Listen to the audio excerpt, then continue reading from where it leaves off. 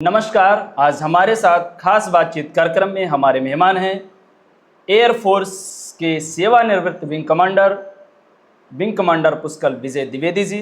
Sir का बहुत बहुत स्वागत है। सर, अभी हाल ही में विगत दिवस 2 दिवस पूर्व अहमदाबाद में एयर इंडिया का एक प्लेन क्रैश होता है। तो क्रैश के पीछे का कारण क्या है? संयोग है, हादसा है या कोई तकनीकी समस्या? देखिए, जिस दिन ये एयर क्रैश हुआ था, एयर क्रैश के जो प्रिलिमिनरी वीडियो मेरे पास आए थे, तो वीडियो देख के ही कुछ चीज़ें स्पष्ट थी और मैंने वो ट्वीट भी कर लिया था। मेरे ट्विटर में पड़ा भी हुआ है, सब लोग देख सकते हैं। इसका कारण जो मुझे लगता है वो यही था कि थ्रस्ट कम हो गई, लिफ्ट जनरेट नहीं हो पाई, और जैसा कि ऑनगोइंग लोगों ने बताया, ऑन लुकर्स ने, कि वो साइलेंट हो गया था। इसका मतलब इंजन फेल्योर है।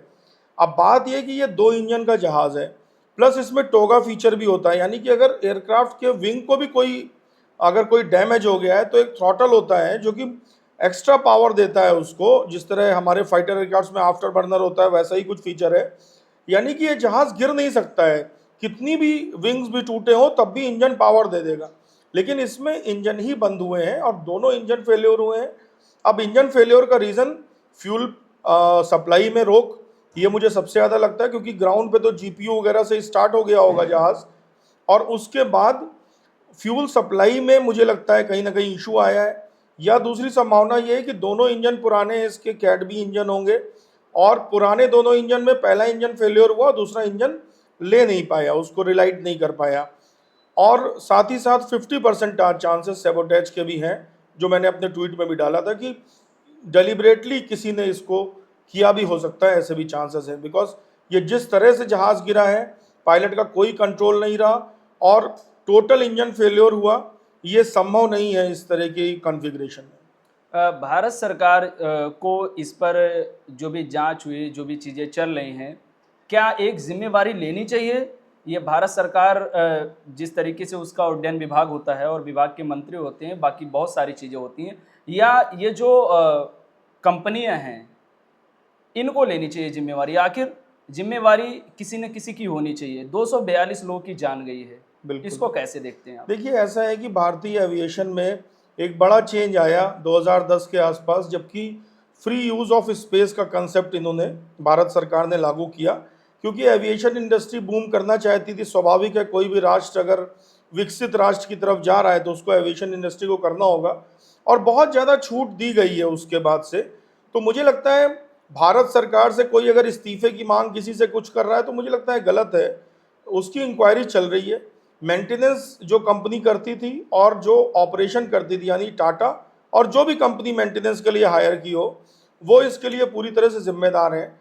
गवर्नमेंट एजेंसीज जो भारत के अंदर हैं, डीजीसीए हैं, उनके अधिकारी वगैरह मेंटेनेंस पे सीधे दखल नहीं रखते हैं। तो मेंटेनेंस को, जहाज के ऑपरेशन को, कैसा जहाज चल रहा है, ठीक है कि नहीं है, इसको काफ़ी दर्जे तक हमारे कानून, जो भारत के एविएशन लॉज हैं, उसके हिसाब से ये कंपनी पे छोड़ा हुआ है। तो मुझे लगता है कि हमें इसमें थोड़ा इंटरवेंशन इस घटना के बाद गवर्नमेंट का ज़्यादा करना चाहिए। मैंने पहले भी हाईजैक कमेटी मीटिंग्स में एंड डिफरेंट डीजीसीए की मीटिंग्स में कहा है कि हम इस सेक्टर को सोलली प्राइवेट ऑपरेटर्स के ऊपर नहीं छोड़ सकते, क्योंकि ह्यूमन लाइफ, लोगों की जान यहाँ बड़ी मात्रा में इन्वॉल्व है। और प्लस ये एक ऐसा मीडियम है जिसमें सिविल जहाज को भी एक भारी मिसाइल की तरह, बम की तरह यूज़ किया जा सकता है, जैसे कि वर्ल्ड ट्रेड सेंटर के हमले में हुआ। अब एक जहाज में 1.5 लाख 1.25 लाख लीटर फ्यूल होता है, और एटीएफ इज हाईली कंबस्टेबल। तो समझ लीजिए वो चलता फिरता शाहीन एक मिसाइल है। तो मुझे लगता है सरकार को इसमें थोड़ा गवर्नमेंट इंटरवेंशन, इंडियन एयरफोर्स के इंटरवेंशन बढ़ाना चाहिए। बिपिन रावत जी का भी प्लेन क्रैश में दर्दनाक मौत हुई थी, सीडीएस रहे हैं भारत के। तो ये उनके प्लेन क्रैश का और अहमदाबाद में जो अभी एयर इंडिया का प्लेन क्रैश हुआ, इसको दोनों को एक संयोग, एक दृष्टि से देखते हैं, या कुछ आपके मापदंड एज ए एयरफोर्स अधिकारी आप किस दृष्टि से देखते हैं रावत जी का जो दुर्घटना हुई थी उसको लेकर के? देखिए, रावत जी की जो दुर्घटना हुई, उनका जो पायलट जो वीरगति को प्राप्त किया, विंग कमांडर पृथ्वी सिंह मेरा कोर्समेट था और अच्छा मित्र था। बहुत finest, one of the finest helicopter pilot था वो, सीओ भी था यूनिट का। तो वो जो क्रैश हुआ, और उसके बारे में तो चूंकि वो मिलिट्री से रिलेटेड है और उसकी इंक्वायरी की रिपोर्ट आ चुकी है, तो मैं ज़्यादा बोलना नहीं चाहूँगा। लेकिन मैं दोनों में से एक चीज़ आपको बता दे रहा हूँ जो दोनों में कॉमन है, वो ये कि जहाँ तक मेरा आकलन है, दोनों की इन्वेस्टिगेशन रिपोर्ट सही नहीं फैसला देगी। यानी कि जो इन्वेस्टिगेशन रिपोर्ट अब इसकी भी आने वाली है, एयर इंडिया 171 की, ये इन्वेस्टिगेशन रिपोर्ट भी सही कारण नहीं बताएगी, ये मुझे पूरी तरह से लगता है। इसका कारण जो इन्वेस्टिगेशन रिपोर्ट का होगा, कोई चाहे तो इसको रिकॉर्ड करके रख भी ले जो मैं आज बोल रहा हूँ, इसकी इन्वेस्टिगेशन रिपोर्ट जब भी आए महीने, 1.5 महीने, 2 महीने बाद, मुझे लगता है पार्शली ब्लेम पायलट पे करेंगे, पायलट एरर दिखाएंगे उसको, और पार्शली मेंटेनेंस का एरर दिखाएंगे। इससे ज़्यादा कुछ भी रिपोर्ट में नहीं होगा, that is I am very sure. But yes, Bharat सरकार को इसमें ध्यान देना चाहिए, क्योंकि सैबोटेज के चांसेस दोनों तरफ, यहाँ पे और जनरल रावत वाले में, दोनों में हो सकते हैं। जनरल विपिन रावत के बाद एक बहुत बड़ा हमारा थिएटर कमांड का जो प्लान चल रहा था, जो कि भारतीय सेनाओं को पूरी तरह से चीन, पाकिस्तान, इनके जॉइंट हमले के लिए तैयार कर रहा था, और भारत की फ़ौज के लिए पूरे इंडियन ओशन में अपनी, जिसे कहते हैं कि अपनी वर्चस्व स्थापित करने के लिए बहुत आवश्यक था। मुझे लगता है वो सारे प्रोजेक्ट्स रुक गए।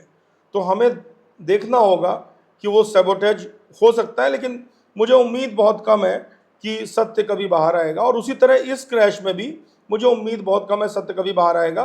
पायलट एरर एंड मेंटेनेंस, इनकी पार्शियल गलती बता के ये केस बंद कर दिया जाए। अभी एक बड़ा ज्वलंत मुद्दा छिड़ा हुआ है BN राव और अंबेडकर को लेकर के। जी जी। कोई कह रहा है BN राव संविधान के निर्माता थे, और कोई एक बहुत बड़ा तबका अंबेडकर को संविधान का निर्माता और मसीहा मानता हुआ चला आ रहा है। आप किस दृष्टि से देखते हैं, क्या है इसके पीछे के तथ्य? देखिए, ये तो मुझे जो बहस छिड़ी है, दरअसल ये बहस आरक्षण और बिना आरक्षण वाली बहस है ये। और इस बहस की शुरुआत जिन लोगों ने इसके बीज डाले, उन्होंने वो बीज डाले जिन्होंने नव बौद्ध धर्म अपनाया, और एक तरीके से उन्होंने हिंदू धर्म से अलग, भारतीय संस्कृति से अलग, उन्होंने अपना भगवान भी अम्बेडकर जी को मान लिया, और उन्होंने बुद्ध को ही सब कुछ मान लिया।